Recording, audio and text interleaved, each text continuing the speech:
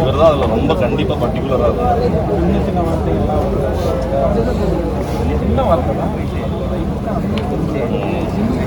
ரொம்ப நன்றி. ரொம்ப நன்றி. All best.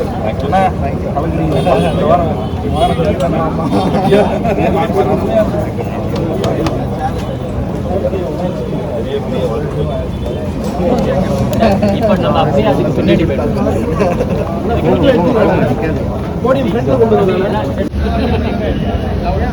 நிறைய பேருக்கு மறைக்கலாம்.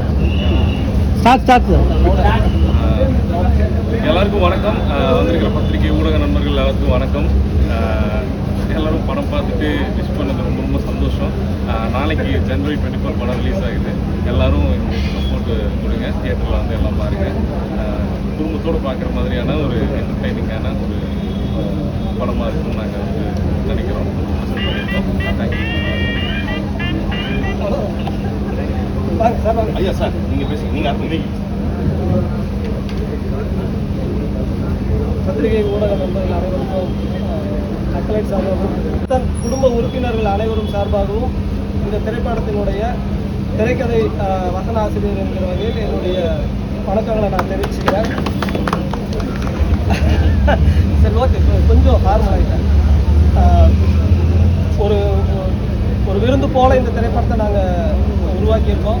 நாளைக்கு காலையில் இந்த விருந்தை நாங்கள் தமிழக மக்கள் எல்லாருக்கும் படைக்க இருக்கோம். நீங்கள் எல்லோரும் உங்கள் குடும்பத்தோடு இந்த விருந்துக்கு வந்து கலந்துக்கணும். இந்த திரைப்படத்தை பார்த்து உங்களுடைய மேலான விமர்சனங்களை நீங்கள் தெரிவிக்கணும்னு நான் எல்லாத்தையும் படம் பார்த்துட்டு நீங்கள் வெளியே சிரிச்சுக்கிட்டே வர்றதை பார்க்கும்போது தான் அப்பாடா அப்படின்னு சொல்லிட்டு பொதுவாக ஏதாவது ஒரு ஃபோட்டோ போஸ்ட் பண்ணோம், அதை 4 பேர் கமெண்ட் பண்ணாங்க, அந்த ஃபோட்டோ திருப்பி போய் பார்ப்போம். நல்ல ஃபோட்டோ தான் போட்டிருக்கோம் போலன்னு. அந்த மாதிரியான ஒரு ஃபீலிங் தான். ரொம்ப பெரிய சந்தோஷம். ரொம்ப பெரிய நன்றி. Thank you so much.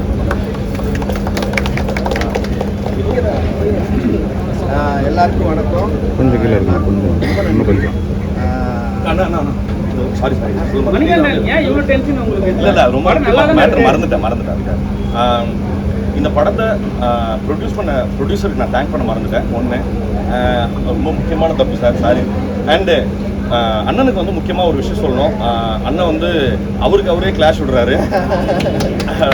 அண்டு இன்னொரு முக்கியமான விஷயம், பாட்டில் ராதா நீங்கள் எல்லாரும் கண்டிப்பாக பார்த்துருப்பீங்க. பட் நான் ஆடியன்ஸ்க்கு சொல்கிறேன், பாட்டில் ராதா எனக்கு ரொம்ப ஸ்பெஷலான ஃபிலிம்.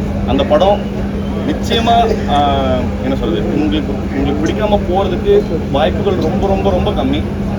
அண்ணன் வந்து எக்ஸ்ட்ராடினரியாக பர்ஃபார்ம் பண்ணிக்கிறார். என்னன்னா இதில் நடித்த சோமநாதனா அது அப்படின்னு பார்த்துக்கிற அளவுக்கு 2 வெவ்வேறு கேரக்டர்ஸ் 2 எக்ஸ்ட்ரீம்ஸில் பண்ணியிருக்காரு. இப்படியான ஒரு கலைஞனுக்கு என்றைக்கும் பெரிய தலைவனுக்கு வந்து நான் கடவுள் போடுறேன். தேங்க்யூ. நம்ம படம் நல்லா ஒன்றுன்னு ஆசைப்படுறேன். உங்கள் படத்தோட அந்த படம் நல்லா ஒன்றுன்னு ஆசைப்படுறீங்களா? எனக்கு வந்துச்சுன்னாமே பெரிய சந்தோஷம் தான். ப்ரொடியூசரு இல்லை இந்த படம் அதுக்கான ஆடியன்ஸை கண்டிப்பாக தேர்ந்தெடுத்துக்கோ, அதில் ஒரு நம்பிக்கை இருக்கு. பட் ஆனால் இந்த படமும் இதை வாழ்க்கை இல்லைங்க. அதாவது ஒரு படத்தில் அவருக்கு ஹீரோவாக நடிக்கிற படத்தில் இன்னொருத்தர் ஹீரோவாக சேர்ந்து நடிச்சிருக்கிறாரு. இந்த படம் ஓடணும்னு அதை வந்து ஒரு பப்ளிக்காக ஒரு மீடியா முன்னாடி சொல்கிறதுக்காக ஒரு நன்றி. எல்லாருக்கும் நன்றி. இப்போ வந்து எப்படி சொல்கிறது, குடும்பஸ்தன். இப்போ நான் நடிச்சிருக்கேன், நானும் ஒரு குடும்பஸ்தன் தான். டைரக்டர் எடுத்திருக்கிறாரு, அவரும் ஒரு குடும்பஸ்தன் தான். ப்ரொடியூசர் தயாரிச்சிருக்காரு, அவரும் குடும்பஸ்தன் தான். நீங்களாம் வந்திருக்கிறீங்க. ஸோ இப்போ இந்த நாட்டை ஓட்டுறதே குடும்பஸ்தன் தான். எல்லாம் சொல்லுவாங்க பவர் குடும்பஸ்தன். ஸோ குடும்பஸ்தன் தான் நாட்டை முன்னாடி புஷிங் ஃபேக்டர். புஷிங் ஃபேக்டர் எல்லாருக்கும் அவங்க குடும்பம் நல்லா இருக்கணும்னு நினைப்பாங்கல்ல.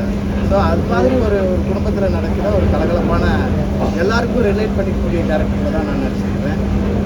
இந்த இடத்துல நான் மீண்டும் சொல்லிக்கிறேன், பாட்டில் ராதாவும் குடும்பஸ்தன் தான். நன்றி. குருக்கா 2 படமுமே சூப்பராக இருக்குது. 2மே நல்லா ஓடும். தேங்க்யூ. டேரக்டர் கொடுங்க. படத்தில் லாஜிக்கே இல்லையே. டேரக்டர் படத்தில் லாஜிக்கே இல்லையே. கவனிச்சிங்களா? கதாநாயகனுக்கு காசு கிடையாது, வருமானம் கிடையாது. பொட்டாட்டிக்கும் வருமானம் கிடையாது. எப்படி குடும்பம் நடத்துது? கடன் வாங்குறாரு. கடன் வாங்கி அது வந்து தொழிலுக்கு வாங்குறாரு, வீட்டுக்கு வாங்கலை. என்ன லாஜிக் பார்க்குறீங்க நீங்கள்? என்னதான் தொழில் வாங்கினாலும் கையில் மிச்ச காசு இருக்குல்ல, அதை வச்சு குடும்பம் நடத்தலாமே. அது கிடையாது. அது அல்ல. ஏன் அந்த அம்மா வந்து ஐஏஎஸ் சொல்லுவாங்க, அவங்க சஸ்டெயின் பண்ணுறதுக்கு ஒரு வாழ்க்கையில் ஒரு வேலைக்கு தேடிக்கலாம்ல. சார் அதான் சார் இந்த கதையே வந்து ஒரு 10 மாதம் அவர் ப்ரெக்னெண்ட்டாக இருந்ததுலேருந்து குழந்தை பிறக்கிற வரைக்கும் இருக்கிற 10 மாதம் தான். அதுக்குள்ளே இருக்கிற சாகசங்கள் தான் இந்த நாங்கள் எடுத்துக்கிட்டது. அதில் நீ உண்மையிலுமே என்னென்னா இது வந்து எங்கள் பல பேர்த்த லைஃப்பில் நடந்தது தான். காசே இல்லை, உண்மையிலுமே காசே இல்லாத சூழ்நிலை எப்படி லைஃப்பை ரன் பண்ணிட்டு இருந்தோங்கிறது தான் அதுக்குள்ளே இருக்க சாகசமே. கடன் வாங்குறது, அங்கேருந்து சுற்றி கொடுக்குறது, ஒரு 6 மாதம் தொழில் பண்ணுறது, அது கொஞ்சம் நல்லா போகிறது, அப்புறம் இது வர்றது. அது மாதிரி நாங்கள் வந்து இது உண்மையாக லைஃப்பில் இருக்கிறதோட எக்ஸ்பிரஷன் தான் நாங்கள் பண்ணியிருக்கோம். லைஃபுக்கு வந்து அதாவது சார் நீங்கள் சொல்கிற மாதிரி நாங்கள் லைஃபே ரெஃப்ளெக்ட் பண்ணியிருக்கிறதுனால லைஃபுக்கு வந்து லாஜிக்கே இல்லைங்கிற மாதிரி இந்த இடத்துக்கு வந்து அதே தான் சார் நான் சொல்ல வரணும் நினைக்கிறேன். கேட்ட கேள்விக்கு பதில் நீங்கள் இல்லைண்ணா இல்லைண்ணா இல்லை சார் நீங்கள் சொல்லுங்கள். ஆக்சுவலாக கதாநாயகன் ஒரு வேலைக்கு போயிட்டு இருந்தான். அந்த வேலையிலிருந்து அந்த வேலை அவனுக்கு போயிடுச்சு. அதுக்கப்புறம் அவன் வேலை தேடி அலையிறான். அதுக்கான காட்சிகள் படத்தில் இருக்குது. ரெண்டாவது, அவனுக்கு வேலை போயிடுச்சுங்கிற விஷயம் அவங்க வீட்டுக்கு தெரிஞ்சிருச்சு. தெரிஞ்சதுக்கு பிறகு ஒரு தொழில் செய்யலான்னு அவங்க அம்மா தான் அவனை வலியுறுத்துறாங்க. அப்போ அவன் ஏற்கனவே செஞ்சுட்டு இருந்த தொழிலையே நான் செய்கிறேன், நானே சொந்தமாக ஒரு ஃப்ளெக்ஸ் கம்பெனி தொடங்குறேன்னு அவன் சொல்கிறான்.